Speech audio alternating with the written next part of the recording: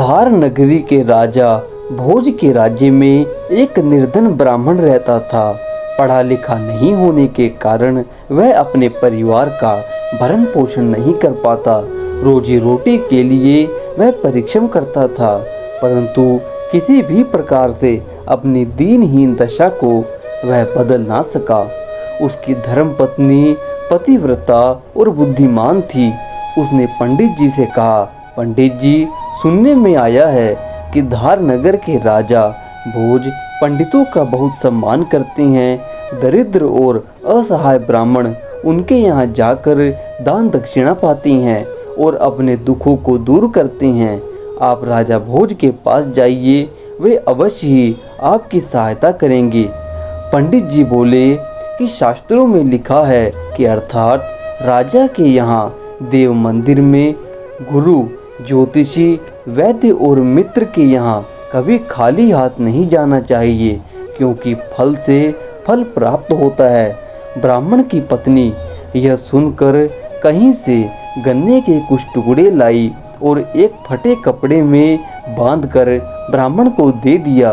ब्राह्मण उन्हें लेकर धार नगर पहुँच गया, परंतु राजा भोज विश्राम कर रहे थे, इसलिए शाम को मिलने के लिए कहा।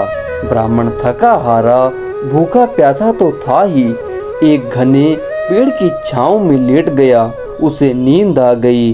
तभी कुछ शरारती लड़के वहां आए और उसके गन्ने वाली पोटली ले गए। सारे गन्ने उन लड़कों ने खा लिए और सूखी लकड़ियों की एक पोटली बांधकर ब्राह्मण के पास रख दिया। जब पंडित जी की नींद खुली तो उन्होंने अपनी पोटली उठाई और चल पड़े राजभवन की ओर। राजा भोज ने पंडित जी को प्रणाम किया। पंडित जी ने राजा को आशीर्वाद दिया और भेंट में लाई पोटली खोलकर राजा भोज के सामने भेंट के रूप में रख दी। लकड़ी के टुकड़े देखकर महाराज क्रोधित हो गए। ब्राह्मण भी आश्चर्यचकित रह गया कि यह कैसे हो गया। हाय रे भाग्य, लाया तो मैं गन्ना था, ये लकड़ी के टुकड़े ये कैसे हो गए। महाराज भी क्रोध में आकर कहने लगे, यह कैसा ब्राह्मण है जो भेंट में चंद सूखी लकड़ियां लाया है।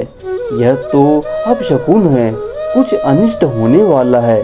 यह सोचकर गुस्से में राजा ने कहा, मंत्री जी, इस ब्राह्मण को दरबार से बाहर कर दो। पंडित जी के होश ठिकाने नहीं थे, वे अपने भाग्य को कोस रहे थे। महाकवि कालिदास भी वहीं बैठे थे। पंडित जी की मुखाकृति को देखकर कालिदास सब कुछ समझ गए और बात संभालते हुए बोले, महाराज, यह पंडित लकड़ियां क्यों लाया है, मैं बताता हूँ। जिस प्रकार सुंदर वृक्षों से शोभायमान खांडवन वन को अग्नि देकर अर्जुन ने भस्म किया था, स्वर्णमयी लंका को हनुमान जी ने भस्म किया था, कामदेव को महादेव जी ने भस्म किया, परंतु संपूर्ण मनुष्य के लिए दुखमयी दरिद्रता को किसी ने भस्म नहीं किया। इसलिए महाराज, इस ब्राह्मण का प्रयोजन यह है कि आप इन सूखी लकड़ियों के टुकड़ों से मेरी दरिद्रता को भस्म कर दें। इसलिए यह चतुर ब्राह्मण भेंट में सूखी लकड़ियां लाया है। राजा यह सुनकर प्रसन्न हो गए और उस ब्राह्मण को 10,000 मोहरे दक्षिणा में दे दी।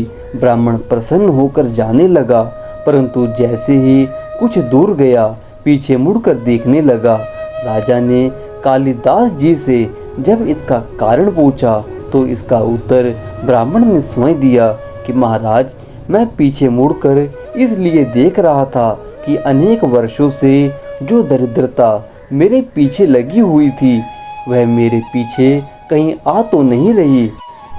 इस संसार का सबसे बड़ा दुख दरिद्रता है, परंतु सबसे बड़ा सुख धनवान होना नहीं है, बल्कि संतों की संगति ही सबसे बड़ा सुख है। इसलिए अज्ञानता रूपी दरिद्रता से दूर होकर मनुष्य को संतों के संग में रहकर अपने आत्म कल्याण की बातें करनी चाहिए, चर्चा करनी चाहिए, तभी जाकर उसका ये जीवन सार्थक सिद्ध हो सकता है।